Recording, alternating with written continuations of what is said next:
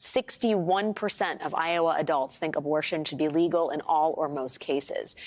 And yet, Iowa is poised to join the 14 states that have banned most abortions since the Supreme Court overturned Roe last year. If you remember, voters across the country responded to those bans by turning out to vote in November, which flipped some state-level Republican strongholds and suppressed a predicted red wave. Abortion could be a defining issue in 2024 as well. As Iowa lawmakers gather for this special legislative session, Republican presidential hopefuls are in Iowa making their case to the people who will take part in the first Republican nominating contest, the Iowa caucuses. And protesters have not been shy in confronting the candidates on abortion. Joining us now to break it all down is Steve Kornacki, MSNBC national political correspondent, and, of course, America's sweetheart. Steve, thank you for wearing a jacket and being here. How have these fights over abortion shaped the American electorate? It's interesting and a little complicated because I think, and you showed this in your setup there, I think broadly speaking, when you ask the question about should abortion be legal in the country, there is broad, wide support there.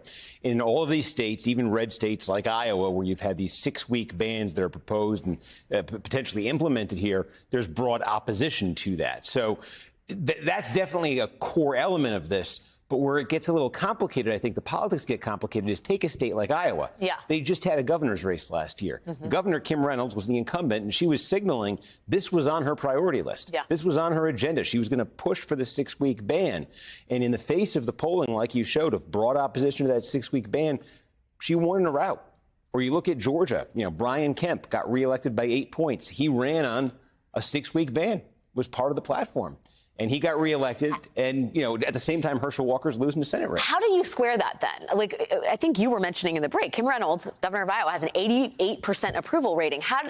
What is going on in the minds of voters that they can say at once, we are opposed to this signature issue, but we also support this governor overwhelmingly? Yeah, it was. I thought Georgia last year was such an interesting example because that clash between you have Herschel Walker and Brian Kemp, basically running on the same set of issues, on the same ticket, in the same state, and one won easily and one lost.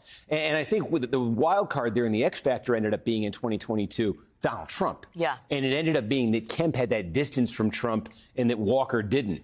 And what swing voters in Georgia in 2022, I think it was more the Trump factor, the January 6th factor, than it was the abortion factor, just because it's very interesting to me. Kemp was poised to sign, the 6-week ban.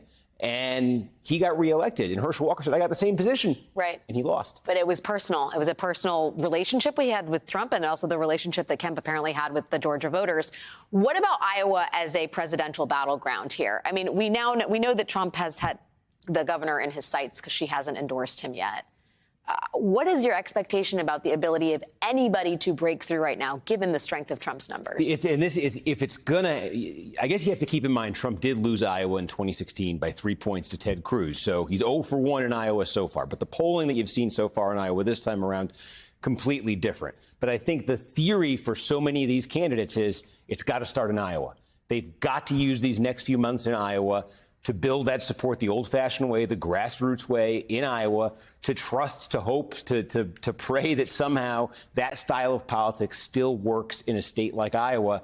And then they're counting on a slingshot effect. If you can beat them once in Iowa, can you roll it into New Hampshire or can you roll it down south? The one thing that never happened to Donald Trump in 2016 in the Republican primaries, he never lost 2 big contests back to back. He always had the answer for the loss. He lost Iowa. He bounced back in New Hampshire. He lost Wisconsin. He bounced back in the mid-Atlantic states. He always had an answer.